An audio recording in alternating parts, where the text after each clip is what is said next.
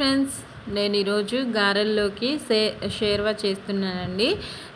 ఇది ఏమీ వేయకుండా చేస్తున్నాను. వెజ్ షేర్వా అనొచ్చు, ఎవరైనా తినచ్చు. చాలా బాగుంటుంది.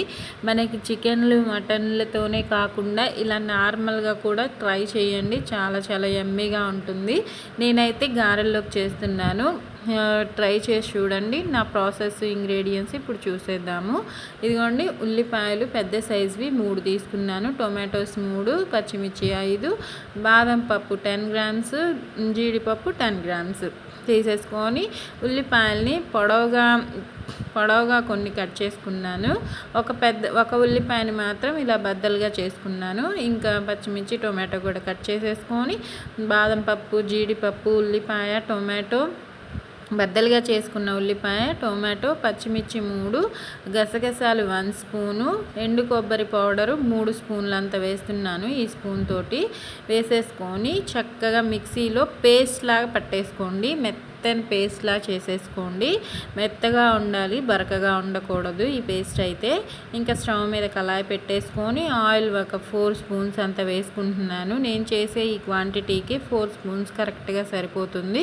ఎక్కువ అవ్వదు, తక్కువ అవ్వదు. ఇంకా స్టవ్ వెలిగించేసుకొని హై ఫ్లేమ్లోనే పెట్టేసుకొని ముందుగా మనం కట్ చేసి పెట్టుకున్న ఉల్లిపాయలని, పచ్చిమిరపకాయలని వేసేసుకుందాము.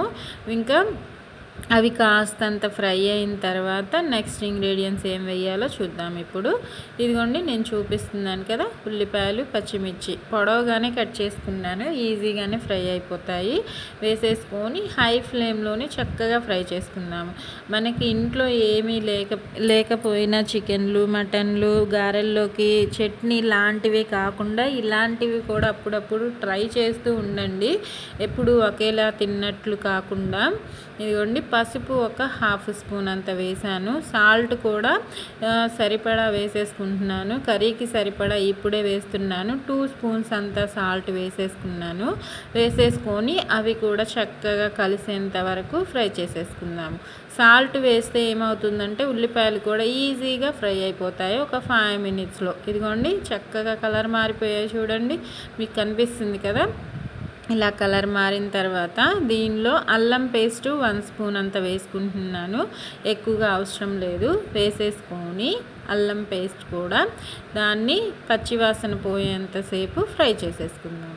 ఫ్రై చేసేసుకొని ఇంకా దీంట్లో మనం ఇందాక పేస్ట్లా పట్టుకున్నాం కదా, అది కూడా ఈ టైంలోనే వేసుకోవాలి.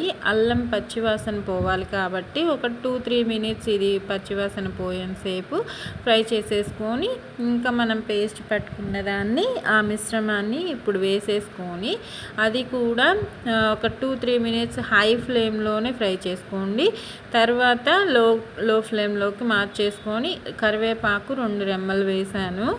ఇంకా కరివేపాకు కూడా చిటపటలాడితే సరిపోతుంది. దాని ఫ్లేవర్ చాలా బాగుంటుంది కదా. కరివేపాకు వేసేసుకొని చక్కగా మిక్స్ అయ్యేలా కలిపేసుకొని ఇంకా ఆ పేస్ట్ని వేసుకొని వేసిన తర్వాత 2-3 మినిట్స్ ఫ్రై అయ్యేంత వరకు హైలో పెట్టేసుకోండి. తర్వాత లో ఫ్లేమ్లోకి మార్చుకొని మూత పెట్టుకొని ఒక 5 మినిట్స్ మగ్గించుకోవాలి. ఎందుకంటే దానిలో ఉన్న పచ్చివాసన అంతా పోయి ఇంకా నూనె పైకి తేలేంత వరకు బాగా మగ్గుతుంది. లో ఫ్లేమ్లో మాత్రమే పెట్టండి, అడుగు పట్టేసే ఛాన్సెస్ ఉంటాయి కాబట్టి. ఇదిగోండి, నీట్గా మొత్తం వేసుకుంటున్నాను, ఎక్కడ వేస్ట్ అవ్వకుండా వేసేసుకొని మన చేయి కూడా వాష్ చేసుకొని కలిపేసుకుందాం. ఇంకా నేను వేసిన ఉప్పు, పసుపు సరిపోతుంది కర్రీ మొత్తానికి. ఇంకా మళ్ళీ యాడ్ చేయని అవసరం లేదు. ఒకవేళ సరిపోలేదు అనిపిస్తే లాస్ట్లో సాల్ట్ యాడ్ చేసుకోండి. పసుపు అయితే ఇంకా అవసరం లేదు, సరిపోతుంది, కరెక్ట్గా ఉంటుంది. ఇలా మిక్స్ చేసేసుకొని లో ఫ్లేమ్లోకి మార్చుకుందాం. ఇంకా కర్రీ టెక్స్చర్ చూపిస్తాను. ఇలా ఉన్నప్పుడు మనము ఈ కర్రీలో కారం చూడండి, మనం లోలో పెట్టిన కాస్త లైట్గా అడుగు పట్టినట్టు అనిపిస్తుంది. అందుకే హైలో పెట్టకూడదు, మాడిపోతుంది పూర్తిగా. అందుకని ఇదిగోండి కారం ఒక 1 స్పూన్ సరిపోతుంది, ఎక్కువగా అవసరం లేదు ఈ కర్రీకి అయితే. ఇంకా 1 స్పూన్ మీ స్పైసీని బట్టి వేసుకోండి ఉప్పు కారాలు. ఇదిగోండి ధనియాలు, గరం మసాలా కలిపిన పౌడరు 1 స్పూను సరిపోతుంది వేసుకొని అది కూడా చక్కగా మిక్స్ అయ్యేలాగా ఇలా కలిపేటప్పుడు ఎప్పుడైనా సరే హై ఫ్లేమ్లో పెట్టుకోండి మంటని.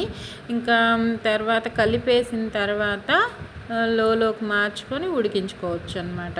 ఇదిగోండి ఇంకా దీనిలో నేను వాటర్ వేస్తున్నాను. కాస్త ఆయిల్ పైకి తేలింది కదా, ఈ లోటాతో 1 లోటా అంత వాటర్ వేసుకుంటున్నాను. వేసేసుకొని ఇప్పుడు హై టు మీడియంలోకి మార్చుకుంటూ ఉడికించుకోవాలి. అప్పుడు ఇది దగ్గర పడుతుంది. ఇంకా బాగా మనం పోసిన వాటర్ అంతా దగ్గర పడి కర్రీలో మసాలాస్ అంతా పడతాయి. అప్పుడు టేస్టీగా ఉంటుంది మన కర్రీ అయితే, సూపర్గా ఉంటుంది. ఇదిగోండి పక్కన గారెలు కూడా చేస్తున్నాను. మీకు కావాలా, తినాలనుందా? అయితే చేసుకోండి ఫ్రెండ్స్, తినండి, నా వీడియో చూసి ఎంజాయ్ చేయండి. మీకు నచ్చితే లైక్ చేయండి, ఆరోగ్యంగా తినండి, సంతోషంగా ఉండండి. చూడండి నా షేర్వా అయితే లాస్ట్లోకి వచ్చేసింది. ఇంకా కొత్తిమీరతో గార్నిష్ చేసుకొని ఒక 2 మినిట్స్ కలిపేసుకొని మూత పెట్టి 2 మినిట్స్ ఉంచుకుంటే టేస్టీ వెజ్ షేర్వా అయితే రెడీ అయిపోయిందండి. నా వీడియో నచ్చితే లైక్, కామెంట్, షేర్ పెట్టండి.